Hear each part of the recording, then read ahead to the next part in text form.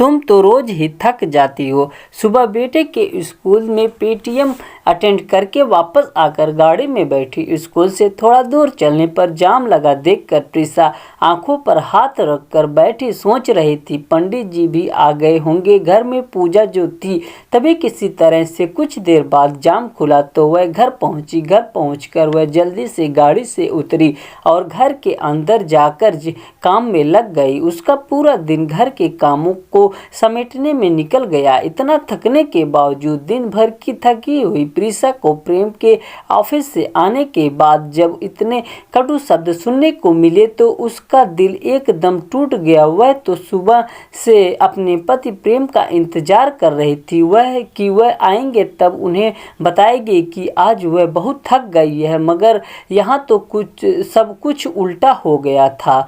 हुआ यह था कि सुबह से रुक रुक कर बारिश हो रही थी। प्रेम ने ऑफिस से वापस आकर जैसे ही घर में एक कदम रखा, अंदर आते ही उसने अपनी पत्नी प्रीसा से फरमाइश की। झड़ी लगा दी, सुनो मौसम बहुत अच्छा हो रहा है, कुछ स्पेशल हो जाए, कुछ ऐसा बनाओ कि मौसम का मज़ा आ जाए। थोड़े से गर्मा गर्म पकौड़े और सूप बना लो। अपना बैग सोफे पर रखते हुए बोला। प्रेम की फरमाइश सुनकर प्रीसा के मन की भावनाएं सारी धराशायी हो गई थी। प्रेम की बात सुनकर प्रीसा बस इतना ही बोल पाई, प्लीज़ आज मुझसे यह सब नहीं हो पाएगा। सुबह पेरेंट टीचर मीटिंग में जाना और फिर बाद में घर में पूजा होने के कारण मैं बहुत थक गई हूँ। प्रीसा ने इतना बोलते ही अपनी फरमाइश पूरी नहीं होते देख प्रेम तुनक कर बोला, तुम तो रोज ही थक जाती हो, और कहकर गुस्से में पैर भटकाता हुआ कमरे से कपड़े चेंज करने के लिए चला गया। प्रीसा की आंखें से आंसुओं की धारा बह निकली।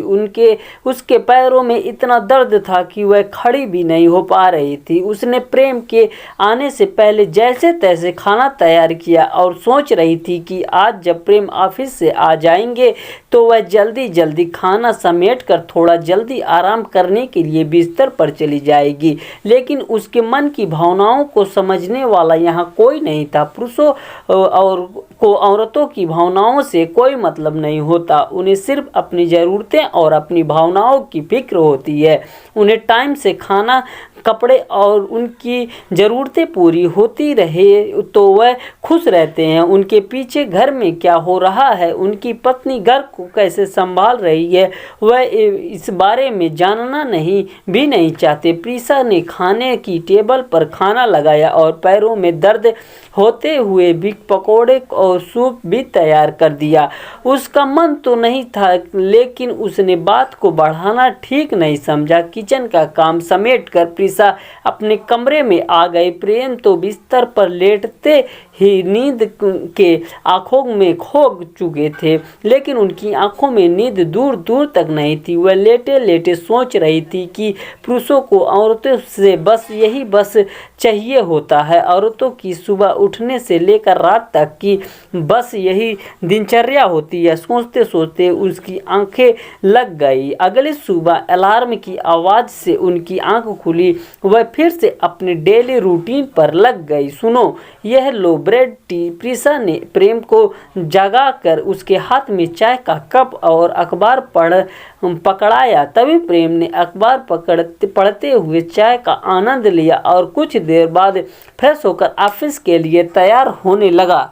प्रीसा ने जल्दी जल्दी बेटे को तैयार करके स्कूल भेजा। इसी बीच कूड़े वाला, दूध वाला सब आ जा रहे थे। प्रीसा भाग भाग कर सारे काम कर रही थी। तभी प्रेम की आवाज़ सुनाई दी, मेरा टिफ़िन लगा दिया कि नहीं, और मेरा नाश्ता भी टेबल पर रख दो, मुझे आज जल्दी जाना है। निशा दौड़ती हुई डस्टबिन उठाकर अंदर रखते हुए जल्दी जल्दी टिफ़िन पैक करने लगी। एक तरफ नाश्ता तैयार करके जल्दी से टेबल पर लगा दिया। प्रेम ने कल पूजा में कौन आया पीटीएम में टीचर ने क्या कहा, बिना कुछ जाने फटाफट नाश्ता किया और ऑफिस के लिए निकल दिया।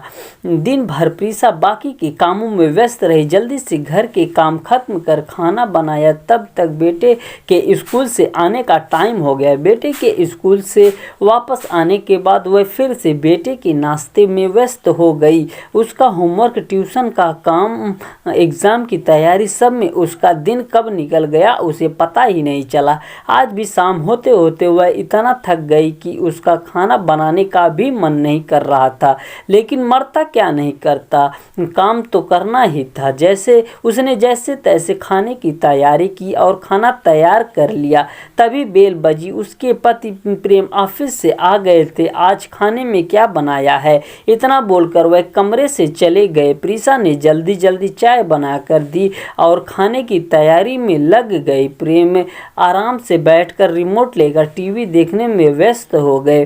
प्रीसा काम करते करते साथ ही साथ बेटे को भी टोकती जा रही थी, जाओ जल्दी से जाकर जो भी ट्यूशन का होमवर्क बचा है वह जाकर कर लो। रात में जल्दी सो जाया करो, तुम्हें सुबह जल्दी उठना होता है, बेटे को बोलती जा रही थी। प्रीसा ने जल्दी जल्दी खाना लगाया और खाना समेट कर जब वह बिस्तर पर आई तो प्रेम अपने मोबाइल में व्यस्त था। वह दिन भर की कोई भी बात अगर प्रेम से करना चाहती तो उसे उसकी किसी भी बात में इंटरेस्ट नहीं होता। प्रीसा के दिमाग से अभी कल की बात निकली नहीं थी। आज फिर प्रेम के इस तरीके से नज़रअंदाज करने पर प्रीसा अपना गुस्सा रोक नहीं पाई और प्रेम पर बिफर पड़ी।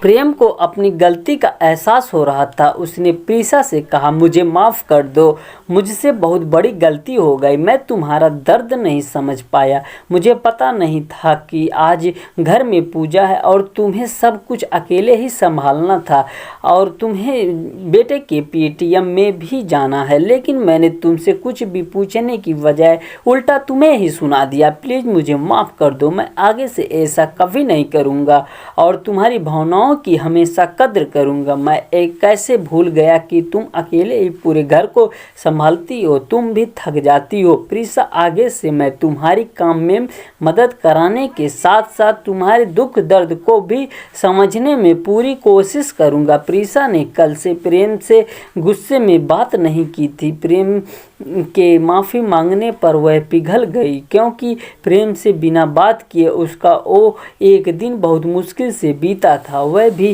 प्रेम से दूर नहीं रहना चाहती थी। उस अपने आंसुओं को पोंछकर फिर से दिल ना दुखाने का वादा लेकर वह प्यार से प्रेम के गले लग गई। दोस्तों, आपको रचना अच्छी लगे तो प्लीज़ लाइक और कमेंट करके ज़रूर बताएं। धन्यवाद।